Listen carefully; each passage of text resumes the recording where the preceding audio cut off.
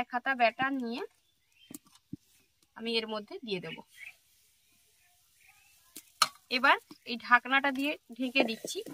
তারপর যে কাপড়ের টুকরোটা নিয়েছি সেটা আমি এর মধ্যে দিয়ে দিচ্ছি। একটু জল রাখবো, দিয়ে দেব। 2 মিনিট পর আমি ঢাকনাটাকে খুলে নিচ্ছি। কাপড়টা তুলে নেওয়ার পর দেখুন পিঠেটা কি সুন্দর ফুলে উঠেছে। দেখেই বুঝতে পারছেন পিঠেটা কত সুন্দর ফুলেছে। নমস্কার বন্ধুরা, সানার কিচেনে আপনাদের সবাইকে স্বাগত।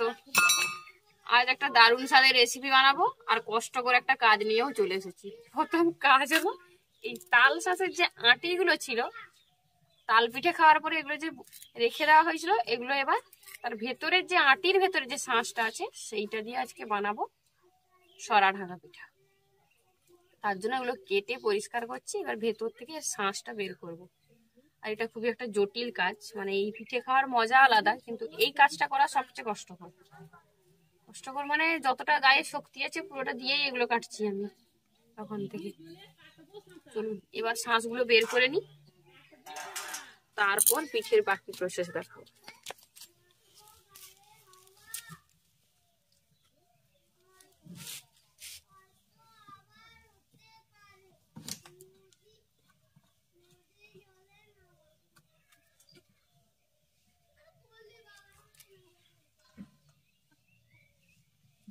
এটা কেটে দিতে হবে এদিকটা।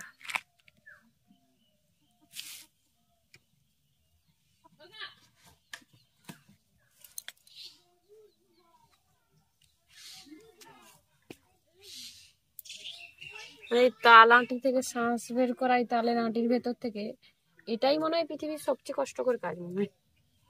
মানে বের করার সময় এরকম মনে হয়, কিন্তু খেতে দারুণ মজা লাগে।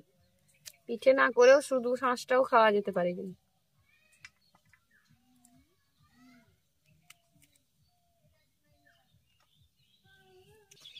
সবচেয়ে কঠিনতম কাজটা করে ছাড়লাম। তাল আটির শাঁসগুলোকে বের করে নিয়েছি। এবার পিঠে বানানোর বাকি প্রসেসের জন্য এগুলোকে ধুয়ে নিয়ে উনুনের কাছে চলে যাব। চলুন উনুনের কাছে চলে এসেছি। আমি আগে থেকে আতপ চালটাকে ভিজিয়ে রেখেছিলাম। এবার চালটাকে একটা গ্রাইন্ডারের জারের মধ্যে নিয়ে নিচ্ছি। এটার পেস্ট তৈরি করে নেব। চালের পরিবর্তে এখানে কিন্তু চালের গুঁড়োটা ব্যবহার করা যাবে। যেহেতু বাড়িতে চালের গুঁড়ো ছিল না, তাই আমি গোটা আতপ চালটাকেই ভিজিয়ে রেখেছি, এটাকেই পেস্ট বানিয়ে নেব। তবে চালের গুঁড়ো থাকলে সেক্ষেত্রে চালের গুঁড়োটা আপনারা গুলে নিতে পারেন। তবে যাদের হাতের কাছে চালের গুঁড়ো নেই সেক্ষেত্রে আতপ চালটাকে 1 ঘন্টা আগে ভিজিয়ে রাখবেন, তারপর গ্রাইন্ডারের জারের মধ্যে দিয়ে পেস্ট করে নিলেই হলো। আর এই যে তাল আটির শাঁসগুলোকে বের করেছিলাম, এগুলোও আমি এই চালের সঙ্গে দিয়ে পেস্ট করে নেব।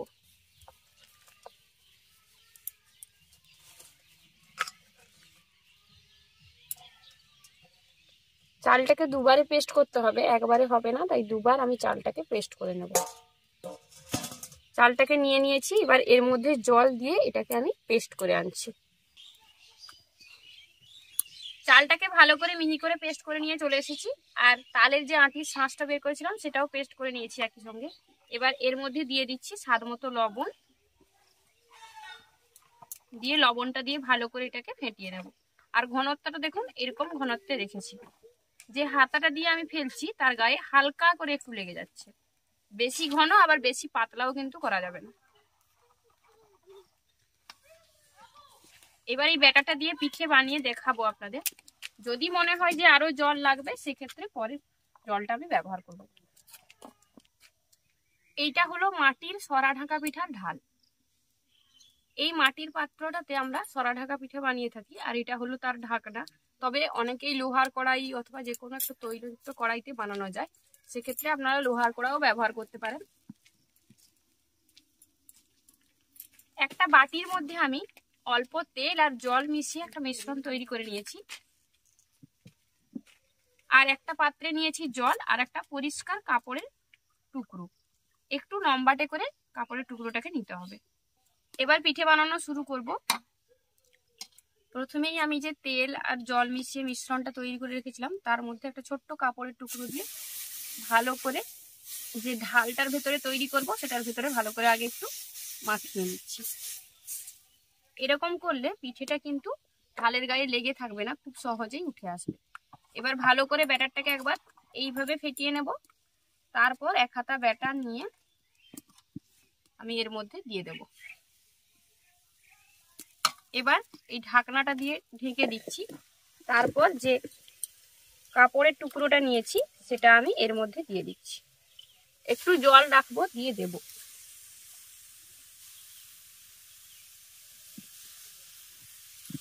ভালো করে চারদিকটা চেপে দেব যাতে সাইড থেকে কোনো বাষ্প বা বাতাসটা না বেরিয়ে আসে, তার জন্যই কাপড়ের টুকরোটা দেওয়া, যাতে কোনোভাবেই হাওয়া না ঢোকে।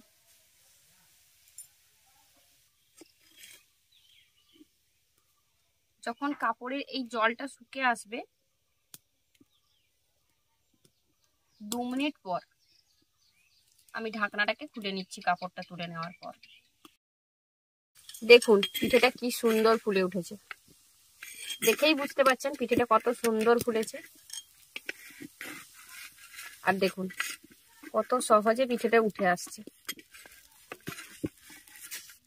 এই যে দেখুন, একটা পিঠে তুলে নেওয়ার পর একইভাবে আর একবার ওই তেল আর জলের মিশ্রণটাকে ভালো করে একটু লাগিয়ে নিচ্ছি। তারপর আবার ব্যাটারটা দেওয়ার আগে কিন্তু ব্যাটারটাকে একবার ফেটিয়ে নেব। অনেক সময় কি হয় নিচের দিকে বসে যায়, তাই অবশ্যই ব্যাটারটাকে আরেকবার ফেটিয়ে নেবেন। ফেটিয়ে নেওয়ার পর 1 হাতা ব্যাটার নিয়ে আমি দিয়ে দিলাম। তারপর একইভাবে ঢাকাটা দেওয়ার পর যে কাপড়ের টুকরোটা আমি নিয়েছি সেটা চারদিকে দিয়ে দেব। চারদিক থেকে দিয়ে ভালো করে সিল করে দেব। পরিষ্কার কাপড়ের একটা টুকরো নিলেই হবে।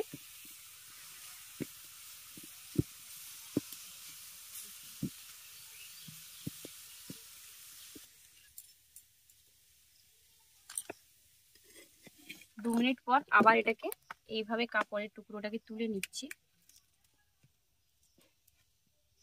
এই দেখুন এই পিঠেটাও কত সুন্দর ভাবে ফুলেছে।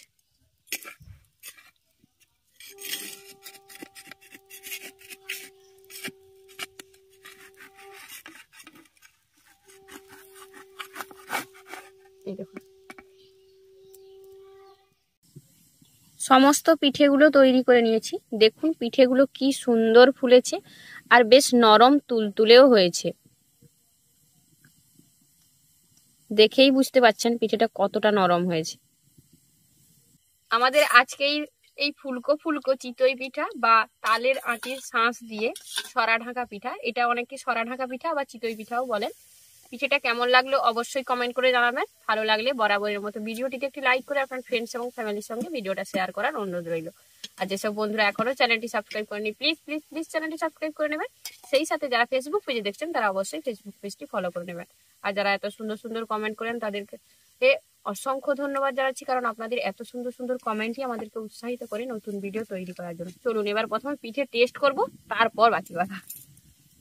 আমার দুদিকে দুজন বসে আছে পিঠে খাওয়ার জন্য। দুজনকে একদম বড় বড় দেখে দুটো পিঠে দিয়ে দেবো।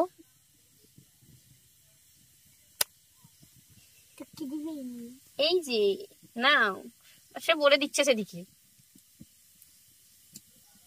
ফুলকোটা আগে খেয়ে ফুলকোটা আগে উপরে, দুজনেই আগে উপরের থেকে ফুলকো টেনে টেনে খাচ্ছে।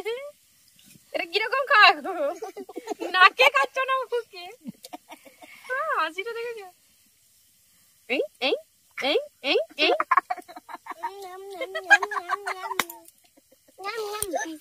আজ তবে এই পর্যন্তই বন্ধুরা, আবার দেখা হবে অন্য কোনো এক রেসিপি নিয়ে। থ্যাংক ইউ, ভালো থাকবেন, সুস্থ থাকবেন। আর পিঠা কেমন হয়েছে জানো? দারুণ হয়েছে, তোমার হাতে জাদু আছে, জাদু। টাটা টাটা করে দাও। টাটা।